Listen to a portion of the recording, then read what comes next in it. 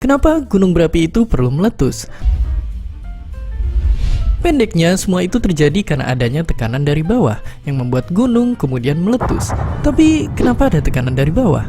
Tekanan dari bawah itu ada karena jauh di dalam isi perut bumi tersimpan sesuatu yang sangat panas. Nah, karena inti bumi itu panas banget, singkatnya panas itulah yang memberikan tekanan ke atas, yang kemudian membentuk gunung berapi, dan saat nggak bisa nahan tekanan lagi, maka gunung berapi akan meletus. Kekuatan yang dikeluarkan saat letusan pun nyatanya bisa sangat dahsyat.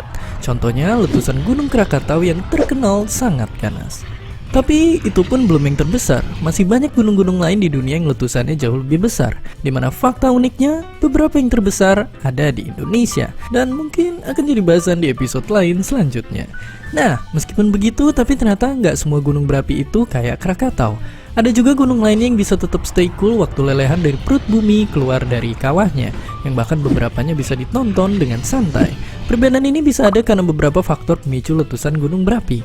Makanya bentuk gunung berapi beda di Indonesia, beda juga di Hawaii. Tapi tetap aja, kayaknya pas ngeliat semburan magma keluar dari kawah gunung bikin kita merinding, takut kegoreng. Tapi tunggu dulu. Percaya nggak percaya, saat musibah terjadi bukan lahar panaslah yang membuat banyak orang mati, tapi justru semburan awan panas khas gunung berapi di Indonesia lah yang membunuh banyak orang saat musibah. Dengan kecepatan yang mendekati kecepatan suara dan suhu yang bisa mencapai 1000 derajat Celcius, pastinya nggak ada satu hal pun yang bisa selamat dari terjangannya. Gempa bumi. Tahukah Anda? Gempa bumi merupakan guncangan atau getaran lapisan bumi secara tiba-tiba yang diakibatkan oleh adanya pergeseran antara lempeng bumi.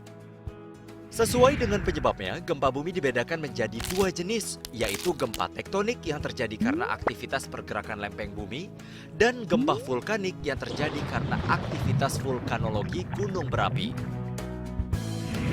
Gempa dengan skala yang besar dapat mengakibatkan kerusakan dan runtuhnya bangunan.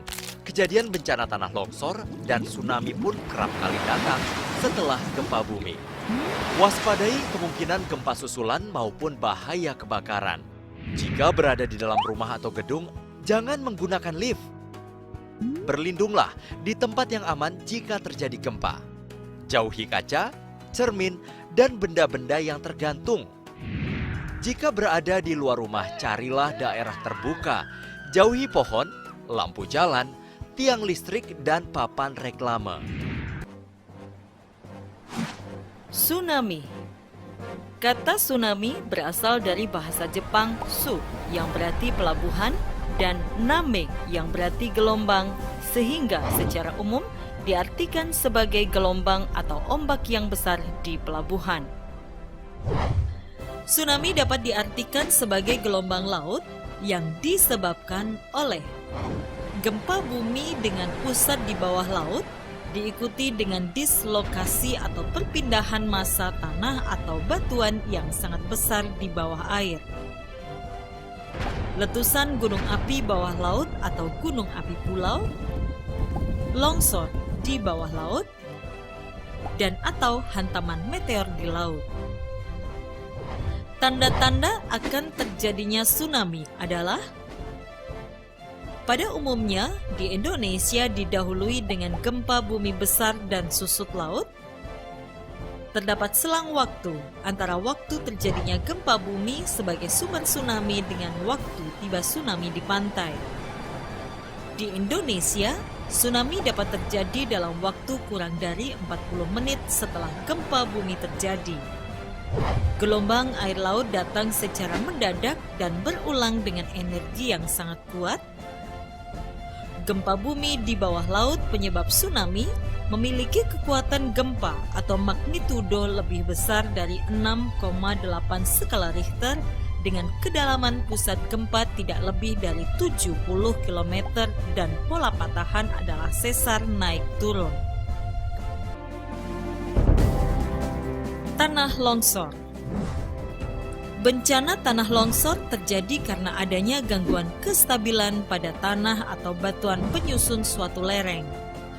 Tanah atau batuan ataupun percampuran keduanya menuruni atau keluar lereng dan kemudian mengubur manusia, rumah, ternak, lahan pertanian, dan apapun yang ada di lokasi tanah longsor. Gangguan kestabilan lereng ini dikontrol oleh kondisi morfologi, terutama kemiringan lereng, kondisi batuan, ataupun tanah penyusun lereng, dan kondisi hidrologi atau tata air pada lereng. Meskipun suatu lereng rentan atau berpotensi untuk longsor, karena kondisi kemiringan lereng, batuan atau tanah dan tata airnya, namun lereng tersebut belum akan longsor atau terganggu kestabilannya tanpa dipicu oleh proses pemicu.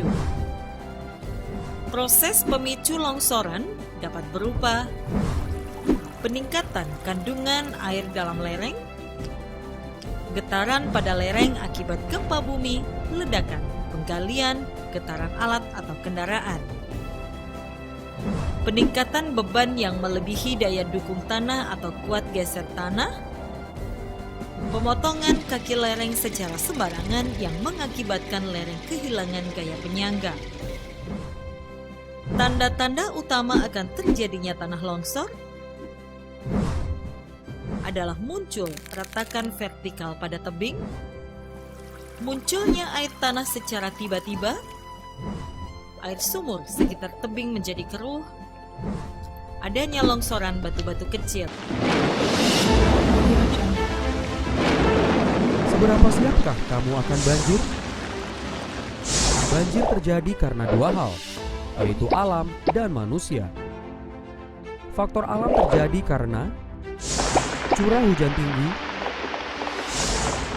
pasang air laut,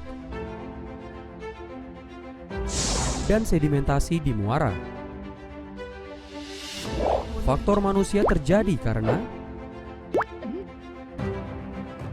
membuang sampah sembarangan, penebangan hutan, kurangnya resapan air, dan hindari untuk membangun pemukiman di bantaran sungai. Kali musim kemarau datang, kita pasti sering dengar soal kebakaran hutan. Pendeknya, kebakaran hutan itu bisa terjadi secara alami karena panas matahari, atau tidak alami karena aktivitas manusia yang sengaja buka lahan dengan bakar hutan. Sebagai negara tropis, musim kemarau di Indonesia itu panasnya pastinya bukan main. Nah, suhu yang tinggi dan udara yang kering bikin gesekan ranting munculin percikan api yang kemudian bisa melahap seisi hutan. Tapi nggak cuma itu, faktanya manusia pun juga jadi penyebabnya. Karena kalau mau cepetnya aja, mereka suka bakar lahan untuk dijadikan perkebunan, dan kadang apinya itulah yang bisa meluas kemana-mana. Tapi